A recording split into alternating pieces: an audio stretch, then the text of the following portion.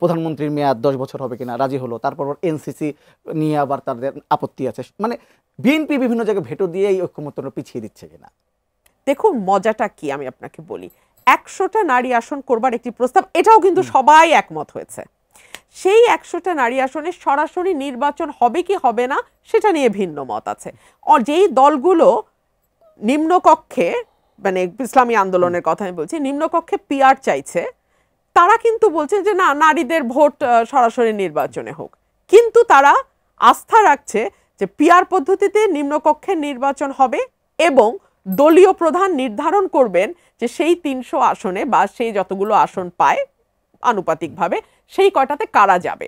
আমি একটা কনস্টিটিউয়েন্সিতে কাজ করছি, আমি কাজ করছি ব্রাহ্মণবাড়িয়া 2-তে।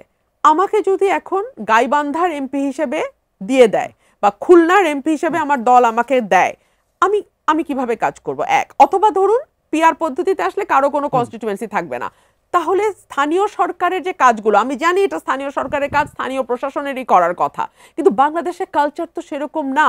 একটা ব্রিজ ভাঙলে, একটা রাস্তা তৈরি করতে হলে ওরা কিন্তু এমপির কাছেই আসে।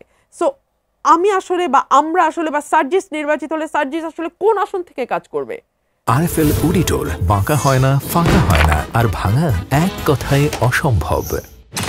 আমাদের ঢাকা কেন্দ্রিক রাজনীতি চিন্তা করলে তো হবে না।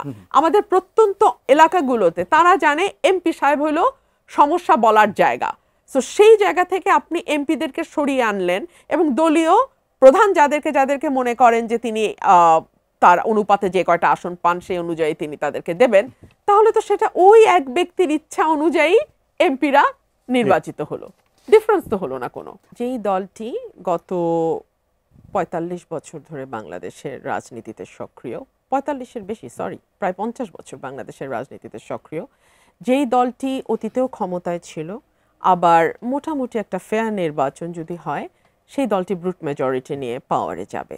সুতরাং তার পলিটিক্যাল ক্যালকুলেশনের সঙ্গে যেই দলটি অতীতে হয়তো নিজের মার্কায় 2টা বা 3টা আসন পেয়েছে আর অন্যের সঙ্গে জোটবদ্ধ হলে হয়তো 10টা বা 15টা আসন পেয়েছে এবং আগামীতে নির্বাচন হলেও তেমন কোনো আসন পাওয়ার সম্ভাবনা নাই, তার ইকুয়েশন তো এক হবে না।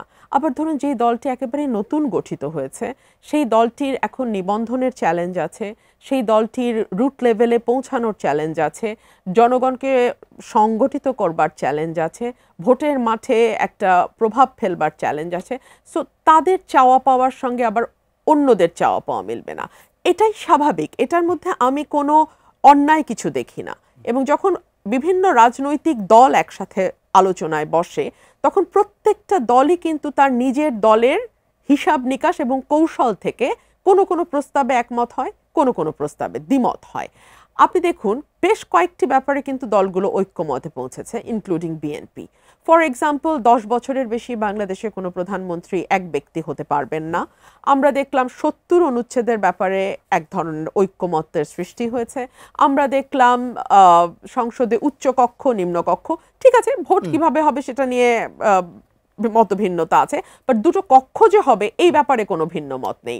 সংসদীয় যে কমিটিগুলো আছে সেই কমিটিগুলোর প্রধান হবে বিরোধী দল থেকে, সেখানেও আমরা মোটামুটি ঐক্যমত পৌঁছতে দেখলাম। আমরা দেখলাম ডেপুটি স্পিকারের পদও সম্ভবত বিরোধী দল থেকেই নেওয়ার ব্যাপারেও কোনো রকম আপত্তি হয়নি কোনো দল থেকে।